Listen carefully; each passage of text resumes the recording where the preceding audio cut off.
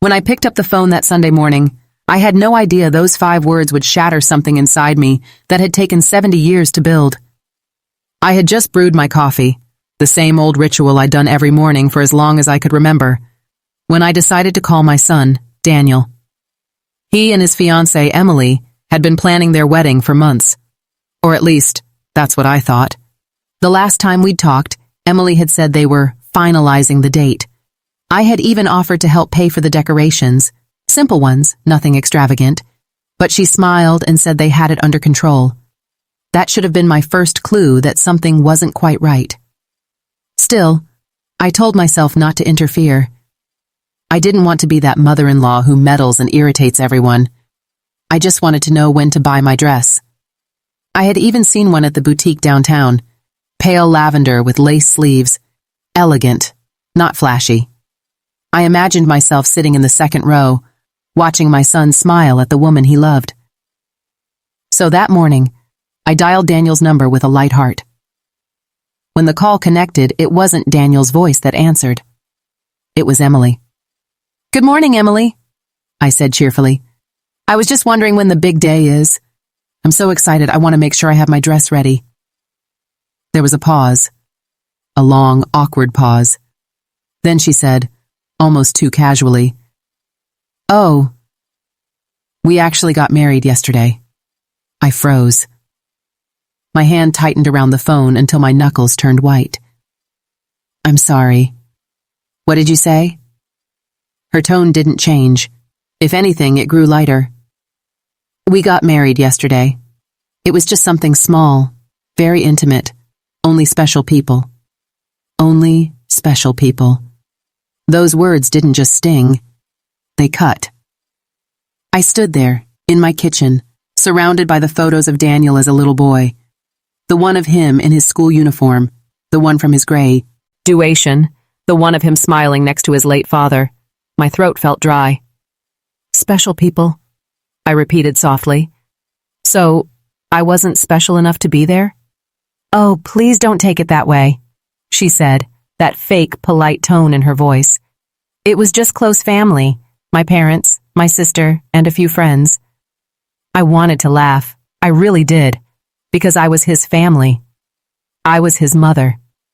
I raised him alone after his father passed away when Daniel was just 12. I worked double shifts to pay for his college, skipped meals to make sure he had new shoes, and gave up vacations so he could have everything he needed. But apparently, that didn't make me special. I couldn't even speak. Daniel must have been standing nearby because I heard his voice faintly in the background. "Mom, please don't get upset. It was just something small, spontaneous." I could tell he was lying. His voice always cracked when he lied. Small and spontaneous? That was a lie big enough to fill the whole house. Because 2 days earlier, I had seen Emily's social media post about final touches for the wedding. I had seen the boxes of decorations in their living room when I stopped by last week, and I had seen the expensive white dress she bragged about online, the one I helped pay for when she said she needed money for alterations. The coffee had gone cold in my hands.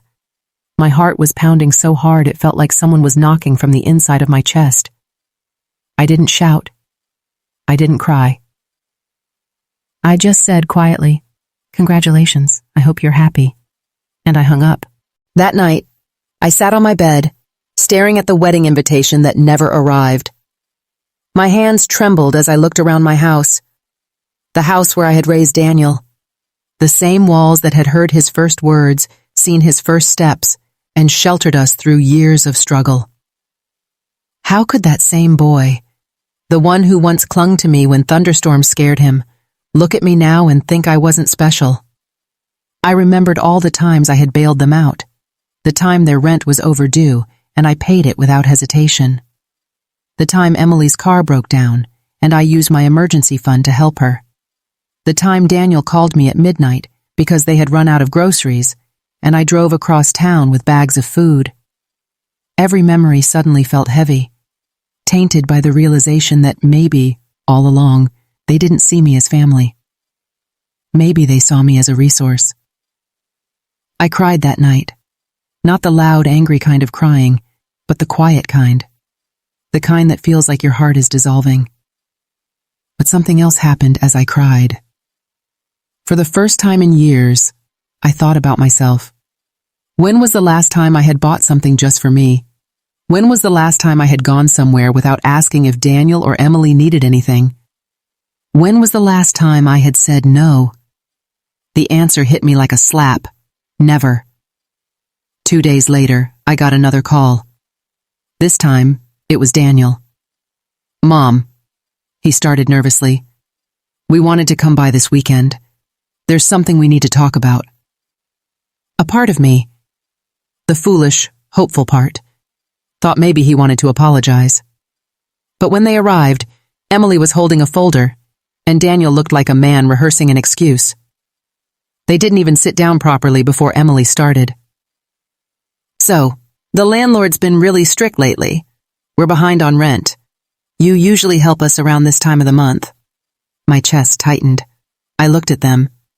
Two young adults in their 30s, perfectly capable of working, standing in my living room, asking for more.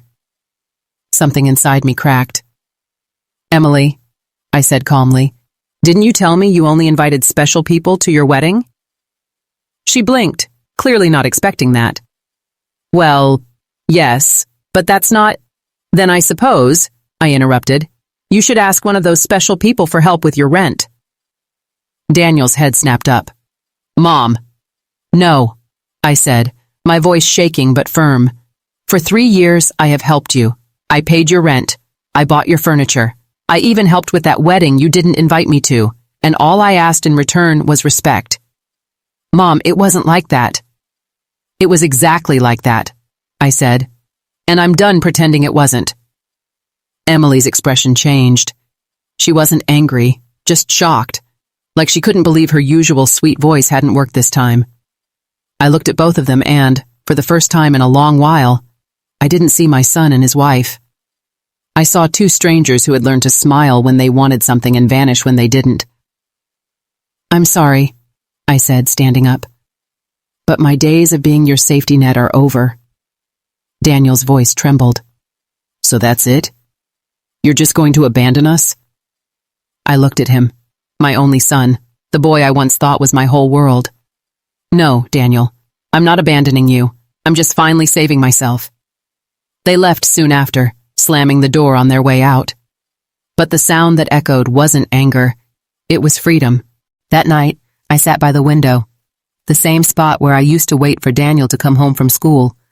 The stars were bright, and for the first time in years, I didn't feel lonely. I felt peaceful. I realized something powerful. Sometimes, the greatest act of love isn't giving. It's stopping when giving means losing yourself. And that's when I decided, if they wanted to build a life without me, then so be it. But they would have to build it without my money, without my sacrifices, and without my guilt. When you've spent your whole life rescuing people, the silence that follows a refusal feels almost cruel. The house was too quiet after Daniel and Emily left that day. I could still smell Emily's perfume in the hallway, sharp and sweet, like something artificial that lingers even after the truth has gone stale. For 3 days, I didn't hear from them. No texts, no calls, not even a message pretending to check on me. At first, I felt guilty. Old habits die hard. I kept wondering if they were eating, if they had paid the rent, if Daniel had gone to work. But then something shifted. I started sleeping better. I went for a walk every morning, something I hadn't done in years. I stopped keeping my phone on the table like a leash. On the 4th morning, as I watered the plants, the phone rang. It was Daniel. His voice sounded tired, rehearsed maybe. "Mom, can we come over? Just to talk?" I hesitated, but some part of me, the mother in me that refuses to vanish, said yes. When they arrived, Emily looked different. Not humble, strategic. She held Daniel's hand tightly, like she was the one guiding him. "Mom," Daniel started, "we've been thinking a lot about what happened. You were right. We shouldn't have left you out of the wedding, It was Emily's idea to keep it small, and Emily cut him off gently. We just didn't want to stress you. You know how you get anxious around big crowds. I almost laughed. Anxious? I'd hosted community dinners for 30 people when Daniel was in high school. But I said nothing. I just folded my hands and listened. Then came the real reason they were there. Daniel cleared his throat. We're trying to buy a small place, just a starter home, but we're short on the down payment. I didn't even flinch this time. How much? I asked. Not because I planned to give it, but because I wanted to hear the number they thought my forgiveness was worth. 25,000, Emily said quickly. But it's not a loan. You'd be investing. We'd put your name on the deed. My heart sank, not from surprise, but from recognition. They still didn't see me as family. They saw me as capital. I took a deep breath. Emily, I said softly, do you know what forgiveness costs? She blinked. Excuse me? Forgiveness, I repeated. It's not measured in dollars. It's measured in change. And I don't see any. Daniel sighed. Mom, we're trying. You always think the worst of us. No, Daniel, I said, my voice breaking. I think the truth of you, and that's what hurts. They left with forced smiles and empty promises. That night, I sat at the kitchen table and opened an old photo album. There was Daniel at 5, his cheeks round, holding a birthday balloon. Daniel at 12, wearing his father's oversized jacket. Daniel at 18, grinning with his college acceptance letter. I whispered to those pictures, Where did you go, my boy? Tears came again, but this time, they weren't just from sadness. They were from release. The next week, something unexpected happened. Mrs. Lopez, my neighbor, knocked on my door holding a basket of lemons. I heard Daniel got married, she said kindly. You must be so proud. I smiled weakly. Yes, proud. She noticed the look in my eyes. You know, she said, my son stopped speaking to me for 2 years. Thought he knew everything about life. Then one day he came back, humbler. Time has a way of teaching what parents can't. Her words stayed with me all day. Maybe Daniel needed time, the kind of time that only struggle can teach. So, I made a decision. If he called again asking for money, I'd say no. But if he called just to talk, I'd listen. 2 weeks passed before that happened. Mom, Daniel's voice cracked over the phone. I lost my job. The company downsized. Emily's boutique wasn't making enough. They were behind on everything. And yet, for the first time, he didn't ask for money. He just said, I didn't know who else to call. Something inside me softened. Not because I wanted to rescue him, but because I heard the boy in his voice again. Come for dinner, I said. No talk about money, just food. That Sunday, he came alone. No Emily. He looked thinner, tired. We sat across from each other, 2 people learning to be strangers again. Over roast chicken and mashed potatoes, we spoke of simple things. His favorite teacher, the time his father built that treehouse, how we used to dance in the kitchen when it rained. When he left, he hugged me, really hugged me, the kind where you feel a person's heartbeat. I whispered, You'll be okay, Daniel, but you have to start standing on your own feet. He nodded, eyes wet. I'm trying, Mom. I really am. Later that night, Emily called. Thanks for feeding him, she said coldly. He always runs to you when things go wrong. Her tone told me everything I needed to know. She wasn't looking for help. Mia. He was looking for control. I answered softly, That's what mothers do, Emily. But only until their children learn to feed themselves. And I hung up. In the weeks that followed, Daniel started calling more. Not for money, but for advice. He found part-time work at a repair shop. He and Emily moved to a smaller apartment. For the first time, I could hear growth in his voice. Quiet, stubborn, real. And I learned something too. Forgiveness isn't about letting people off the hook. It's about letting yourself off the hook, from guilt, from obligation, from the endless need to fix others. I forgave him not because he deserved it, but because I deserved peace. It's strange how peace feels when you've spent years living in chaos. At first, it feels empty, like silence after a storm, when you keep expecting thunder that never comes. 3 months passed since that dinner with Daniel. He was working regularly now. Nothing fancy, just repairing electronics at a local shop. Every Friday he'd call just to ask how I was. Sometimes he'd bring me groceries. Sometimes he'd fix something around the house. It wasn't perfect, but it was real. For the first time in years, I began to feel like maybe, just maybe, I still had my son. Not the man Emily had sculpted with guilt and money, but the boy who once laughed while chasing fireflies in our backyard. But peace, I've learned, is fragile. It only takes one person to shake it. And Emily was that person. One Sunday afternoon, I heard a car screech to a stop outside my house. When I looked out the window, I saw Emily stepping out, slamming the door behind her. She was wearing sunglasses even though it was cloudy. Her lipstick was too bright, a mask for anger. Before I could even open the door fully, she pushed past me. "We need to talk," she said sharply. I sighed. "Hello to you too, Emily." She tossed her purse on the sofa. "I'm done pretending, okay? You've turned Daniel against me." I frowned. "Excuse me?" "Don't play innocent," she snapped. "He's not himself anymore. He's quiet. He doesn't want to go out.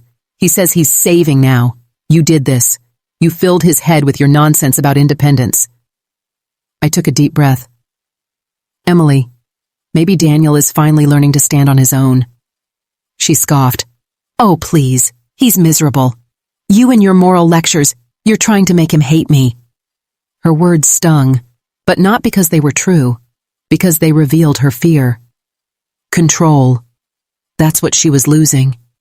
I said softly, "Emily, if you truly love him, you'll be happy he's growing."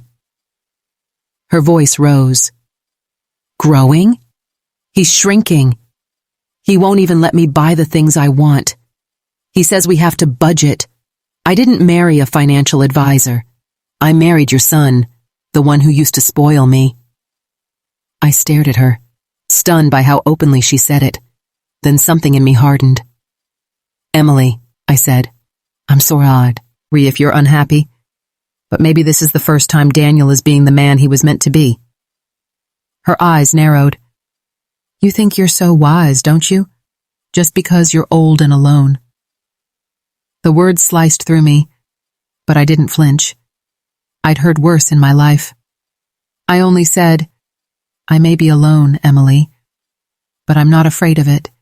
Can you say the same?" For the first time, she had no reply. She grabbed her purse, muttered something under her breath, and left. I stood there for a long time, listening to the sound of her car fade away. And for the first time, I wasn't angry. I was sad, not for me, but for her. Because people who see love only as control will never know peace. That evening, Daniel came by. He looked uneasy. "Mom, did Emily come here?" "Yes," I said quietly. "She's upset." He sighed and sat down. "I don't know what to do anymore. She keeps saying I've changed, that I'm boring now. But I'm just tired of the old way. The lies, the borrowing, the pretending." I reached for his hand. "Then you're growing, Daniel. Growth feels lonely at first, but it's real." He looked down. "She threatened to leave me if I don't go back to how I was. Will you let her?" I asked softly. He didn't answer right away. Then he whispered, "I don't know." Weeks passed. Daniel stopped visiting for a while. I didn't press. I knew he needed to face his choices alone. Then, one rainy night, there was a knock on my door. When I opened it, Daniel was standing there, drenched and shaking. "Mom," he whispered. "She left." I pulled him inside, wrapped him in a blanket, and made tea. He sat at the table, staring at his hands. "She said she never signed up for this, for struggling, for saving. She took half our savings and left." I didn't know what to say. I wanted to tell him I saw it coming, but that would have been cruel. So I just said, "You'll survive this. You're stronger than you think." He nodded, tears in his eyes. "I don't feel strong." "You don't have to feel it," I said softly. "You just have to keep walking." For months after that, Daniel stayed with me.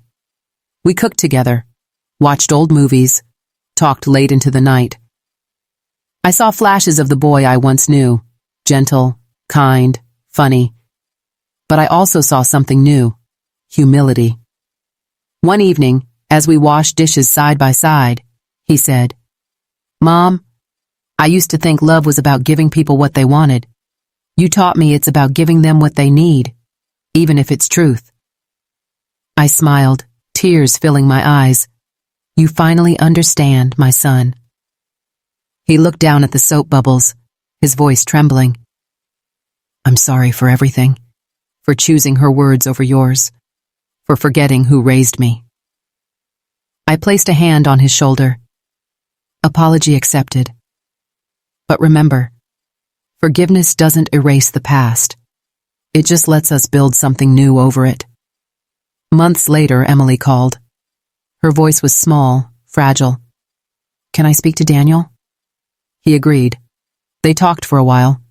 I didn't listen in. I didn't have to. When he came back, his face was calm.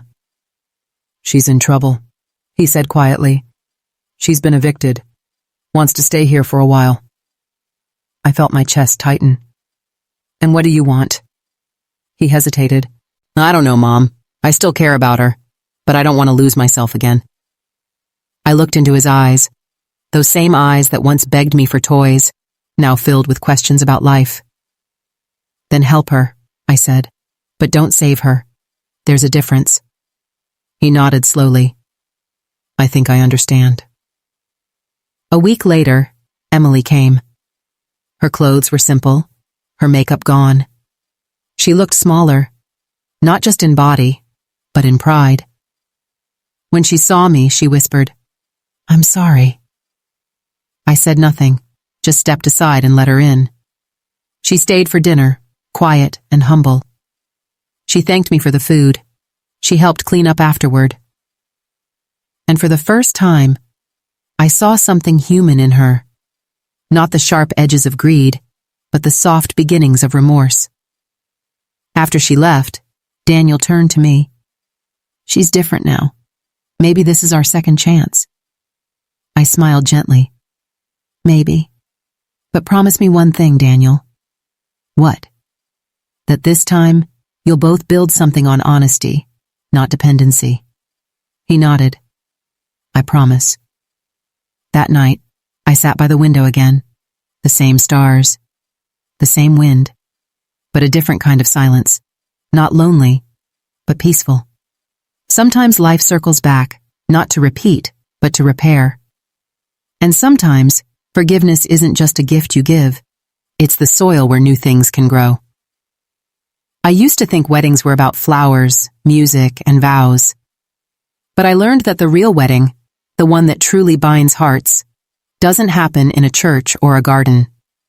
It happens quietly, in forgiveness, in humility, in two people choosing each other again after the world has broken them apart. That truth revealed itself a year after Emily left. Daniel had changed. He was steady now, not rich, not glamorous, but grounded, like a man who had finally found his reflection after years of chasing shadows. He had saved enough to rent a modest house near the edge of town. Nothing fancy, one bedroom, peeling paint, a small garden out front. But it was his. He invited me over one weekend. When I arrived, he was planting tomatoes. "Can you believe this, Mom?" He laughed. "I used to spend money like water, and now I'm excited about dirt." I smiled. "It's good dirt. Grows good things." He grinned, wiping sweat from his forehead. Maybe that's the point. Good things take time. And care. Emily entered our lives again slowly, like the cautious sunlight after a long storm. She would drop by sometimes when Daniel was at work, returning a book or bringing homemade cookies. We would sit on the porch, drinking tea. She didn't talk much, but I noticed small changes. She listened more. She didn't brag, and her eyes no longer darted around the room like she was looking for judgment. One afternoon, she said quietly, "I've been working at a bakery. It's not much, but it's honest. Feels good to earn something again." I nodded. Work done with humility is never small, Emily. She smiled faintly. You always say the simplest things like they're sermons. I laughed softly. Maybe that's what mothers do when they've lived long enough. We turn pain into proverbs. For the first time, she laughed too. A real one, not the performative kind. And I realized she wasn't the same woman who once called me old and alone. She was learning. Slowly, painfully, but learning. Months passed. Daniel and Emily began seeing each other again, not as lovers desperate to prove something, but as two people quietly rebuilding trust brick by brick. One evening, Daniel came over. "Mom," he began nervously. "Emily and we want to get married again, proppy, early this time. No secrets, no lies, just family." My heart skipped. "Are you sure, Daniel?" He nodded. "We've both changed, and we want you there. You, especially. It wouldn't mean anything without you." Tears blurred my vision. For a moment, I couldn't speak. Then I whispered, "Then this time, my son, it will be a real wedding." The weeks that followed were a flurry of simple joys. No grand halls, no designer dresses, just people who had learned the value of truth. Emily picked wildflowers for her bouquet. Daniel borrowed chairs from the community center. The ceremony was to be held in the small garden behind their house, the same one where he planted tomatoes. When they asked me to walk Daniel down the path, I almost said no. But then I remembered the boy who once held my hand through every fear, and I realized it was my turn to walk him toward his courage. The day arrived. The morning was golden, the sky brushed with soft clouds. I wore my lavender dress, the one I had bought years ago for a wedding that never invited me. This time it felt like the right place, the right reason. Neighbors came, a few friends, and Mrs. Lopez from next door brought lemonade. Emily wore a simple white dress she'd sewn herself. Daniel stood beneath an arch made of branches and fairy lights. When the music started, just a small speaker playing a gentle melody, Emily walked toward him, barefoot on the grass. Her eyes never left his. And for a brief, perfect moment, I saw everything that pain had built. Honesty, respect, love without performance. When they exchanged vows, Emily said something that silenced everyone. "Last time, I said I'd love you for better or worse, but I didn't understand what worse meant. Now I do. And I love you. Not for what you give, but for who you've become." Daniel's voice trembled as he replied, "And I love you. Not for who you were, but for who you've learned to be." There were no tears of regret that day, only tears of grace.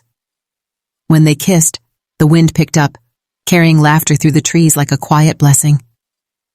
After the ceremony, Emily came to me. She took my hands and whispered, "Thank you for not giving up on us, even when I gave up on you." I looked at her, really looked. The arrogance was gone. What replaced it was gentleness. I said softly, "Thank you for proving that people can change." She smiled through tears. "I didn't deserve your kindness." I shook my head. "No one earns kindness, Emily. That's why it's called grace." Later that night, after everyone had left, I sat in the garden under the twinkling lights.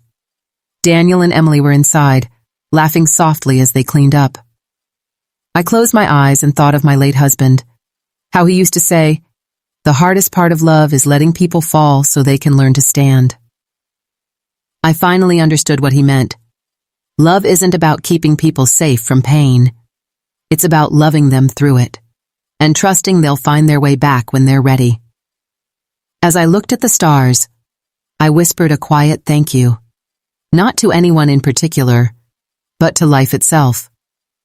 For the pain that taught me strength, for the silence that taught me peace, and for the people who left, only to return better.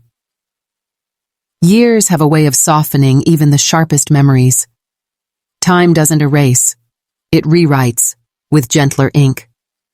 It's been 5 years since Daniel and Emily's second wedding. The house that once echoed with arguments now hums with laughter, and the tiny footsteps of a little boy named Eli. My grandson, the child I never knew I'd have the chance to love. Every Sunday they visit. Daniel brings vegetables from his garden, Emily brings cinnamon rolls from her bakery, and Eli B. brings chaos. Beautiful, unstoppable chaos. He runs around the house tugging at my shawl, asking endless questions. Grandma, why is the sky blue? Grandma, did you know plants sleep at night? And every time he laughs, it's like hearing life say, see, you were right to hold on. One afternoon after they left, I found an old box in my wardrobe. Inside were things I thought I'd forgotten. A photo of Daniel's first birthday, my late husband's watch, and a stack of unsent letters. I recognized the top one immediately. It was the letter I'd written years ago, during Daniel's worst time, when Emily had turned him against me. The envelope was yellowed with age, the handwriting shaky. I opened it. My dear Daniel, if you're reading this, it means I never found the courage to say what I needed to. I want you to know that even when you hated me, I still prayed for you. I prayed that love would teach you what pride couldn't. I wasn't angry at you for choosing Emily. I was angry at life, for giving me a son who couldn't see that I wasn't his enemy. But I understand now that you had to go through the fire to know the value of warmth. I forgive you, my son. Not because you asked, but because I never stopped loving you. And if one day you come back, I'll be right here. Love, Mom. When I finished reading, tears blurred the ink until the words disappeared. But I didn't need them anymore, because everything that letter begged for had already come true. That evening, Daniel and Emily came over again. While Emily helped in the kitchen, Daniel sat beside me on the porch. Mom, he said quietly, Emily's expecting again. My eyes widened. Another baby? He smiled. A girl this time. We're naming her Grace. I froze. Not out of surprise, but out of the beauty of it. Grace. The very thing that saved us all. I reached for his hand. Then she's already blessed. Later that night, after they left, I sat down at my desk and took out a fresh sheet of paper. I began writing again. Not out of pain this time, but peace. Dear life, thank you for not giving me everything I wanted when I wanted it. Thank you for teaching me patience through loneliness. Thank you for returning my son, not the boy I lost, but the man he became. And thank you for teaching me that forgiveness isn't weakness. It's the quiet strength that rebuilds what anger once destroyed. I don't know how much time I have left, but I know this. I'm not afraid anymore, because everything broken has bloomed again. With love, a mother who finally found peace. The next morning, I watched the sunrise from my porch. Eli's laughter echoed faintly from down the street, Daniel's voice calling after him, Emily's soft chuckle joining in. For a moment, I closed my eyes, and I could almost feel my husband beside me whispering, "See, you did it. You kept the light alive." I smiled, letting the morning sun warm my face. No anger, no bitterness, no regrets. Just love, the kind that survives every storm and grows stronger with every wound. Sometimes life doesn't give you what you ask for. It gives you what you need to become whole. Forgiveness is the final form of love, and peace is the reward for those who choose it, even when it hurts. The end. A story of loss, grace, and redemption, told by a mother who finally learned that love, in its purest form, is letting go without losing hope.